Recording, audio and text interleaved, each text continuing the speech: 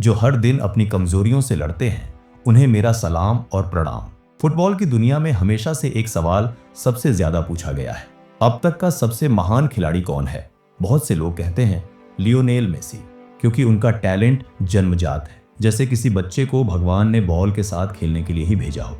दूसरे कहते हैं क्रिस्टियानो रोनाल्डो, क्योंकि टैलेंट के साथ साथ अद्भुत मेहनत, अनुशासन और वर्क एथिक से उन्होंने खुद को एक मशीन की तरह ढाला है।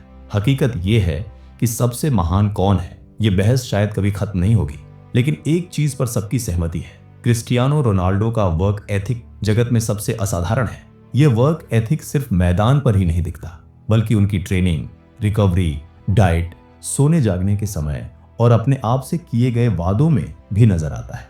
यही कारण है कि विराट कोहली जैसे क्रिकेट सुपरस्टार कहते हैं, मेरी ट्रेनिंग मेरे ट्रेनर प्लान करते हैं, लेकिन इंस्पिरेशन मैं रोनाल्डो से लेता हूं। पार्ट 1, मैनचेस्टर यूनाइटेड के शुरुआती दिन।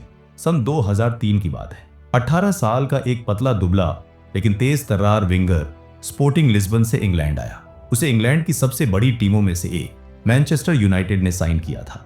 लेकिन समस्या थी, टैलेंट तो खूब था, मगर शरीर और अनुशासन पर अभी काम बाकी था।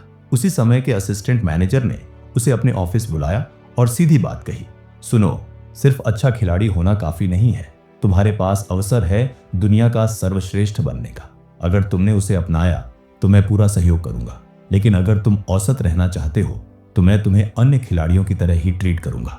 रोनाल्डो के जवाब में ज्यादा शब्द नहीं थे, उनका जवाब उनके कर्मों में छुपा था। वह ऑफिस से निकलते ही मैदान पर खुद को साबित करने निकल पड़े। पार्ट 2, पेड़ों के बीच रात की प्रैक्टिस। एक दिन देर शाम असिस्टेंट मैनेजर ने अपने ऑफिस की खिड़की से देखा कि क्लब परिसर के पीछे पेड़ हिल रहे थे। उन्हें लगा शायद मीडिया या कोई स्काउट छिपकर देख रहा है, लेकिन जब सिक्योरिटी भेजी गई तो पता चला वहां रोनाल्डो अकेले बॉल के साथ प्रैक्टिस कर रहे थे। जब पूरी टीम शावर लेकर घर जा चुकी होती, तब रोनाल्डो उबड़-खाबड़ मैदान में बॉल मारते और उसके पीछे दौड़ते। उस मैदान का हर असमान बाउंस उन्हें बॉडी बैलेंस, ड्रिबलिंग और अप्रत्याशित परिस्थितियों में कंट्रोल सिखाता था। यही अकेले की ट्रेनिंग उनके बड़े करियर की नींव बनी। पार्ट 3, 15 साल बाद भी वही भूख।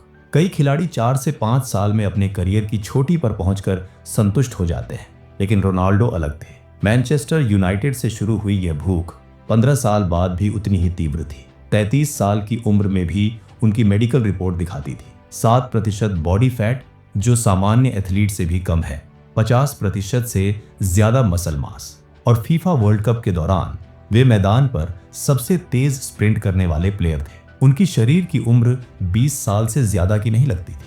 चौथा भाग, एलीट मेंटालिटी क्या होती है? रोनाल्डो का रहस्य सिर्फ मेहनत नहीं, बल्कि वह मानसिकता है जिसे कोच लोग कहते हैं एलीट मेंटालिटी। उनके पुराने कोच जवानी मोरी बताते हैं, रोनाल्डो कोई मौका नहीं छोड़ते। चैंपियंस लीग का मैच खेलने के बाद जब पूरी टीम रात 2 बजे शहर लौटती थी, तब वे सीधे घर नहीं जाते थे। टीम ट्रेनिंग सेंटर में जाकर 1 घंटा एक्स्ट्रा वर्कआउट करते और उसके बाद रिकवरी के लिए क्रायोथेरेपी लेते।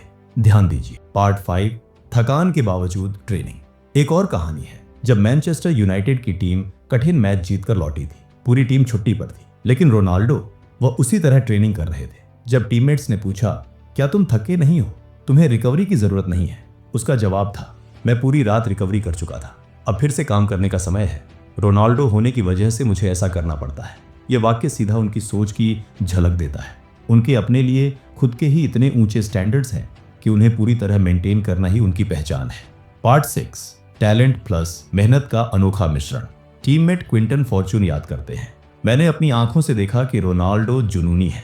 बहुत से खिलाड़ी टैलेंटेड थे, शायद कुछ उससे भी ज्यादा, लेकिन उतना कठिन परिश्रम करने का इरादा किसी में नहीं था। Shooting, dribbling, step overs, weight training, stamina, हर सेशन में रोनाल्डो सबसे ज्यादा मेहनत करते। यही कारण है कि उनकी निरंतर प्रगति देखकर आज कोई भी हैरान नहीं होता। पार्ट 7, आत्मविश्वास, जो कई बार अहंकार जैसा लगता है। रोनाल्डो जब यूनाइटेड के ड्रेसिंग रूम में आए, तब वहां पहले से बड़ी बड़ी हस्तियां खेल रही थी, पर वह 18 साल की उम्र में भी सोच सकते थे, मैं सबसे अच्छा हूं। और अगले 15 साल उन्होंने इसी सोच के साथ फुटबॉल खेला। कुछ लोग इसे नार्सिसिज्म कहते हैं, लेकिन यह उनका सेल्फ बिलीफ था जिसने उन्हें हमेशा चैंपियन मानसिकता में रखा। पार्ट 8, वर्क एथिक की असली परिभाषा। वर्क एथिक का मतलब सिर्फ यह नहीं है कि आप हर समय काम करते रहें या रात 2 बजे उठकर वर्कआउट करें।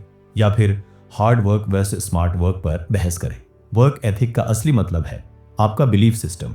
जिस तरह का आप अपने बारे में सोचते हैं उसी तरह आपके काम में झलकता है, और यह बिलीफ सिस्टम टैलेंट से नहीं बल्कि सालों की निरंतर मेहनत और कमिटमेंट से बनता है। पार्ट 9, रोनाल्डो का बिलीफ सिस्टम 2 पंक्तियों में। अगर रोनाल्डो के माइंडसेट को 2 बिंदुओं में समझना हो तो मैं दुनिया के सर्वश्रेष्ठ खिलाड़ियों में हूं, इसलिए मेरी ट्रेनिंग और परफॉर्मेंस भी उसी स्तर की होनी चाहिए। मतलब अगर आप खुद को स्पोर्ट्स कार मानते हैं तो आपको उसकी तरह ही फ्यूल, मेंटेनेंस और ड्राइविंग स्टाइल चाहिए। जब तक मैं बेस्ट नहीं हो जाता मुझे चैन नहीं मिलेगा, इसलिए वह कभी भी औसत प्रदर्शन से संतुष्ट नहीं हो सकते। अगर आपको ये वीडियो पसंद आई हो तो इसे लाइक, शेयर और सब्सक्राइब करें और बेल आइकन जरूर दबाएं ताकि इसी तरह की मोटिवेशन, साइकोलॉजी और सक्सेस की रियल स्टोरीज आप तक आती रहे। अगर आपके मन में कोई और टॉपिक या प्रॉब्लम है तो कमेंट में जरूर बताएं, हम उस पर भी वीडियो बनाएंगे। याद रखना, सपने दिखाने वाले बहुत मिलेंगे लेकिन इस चैनल पर हम कर दिखाएंगे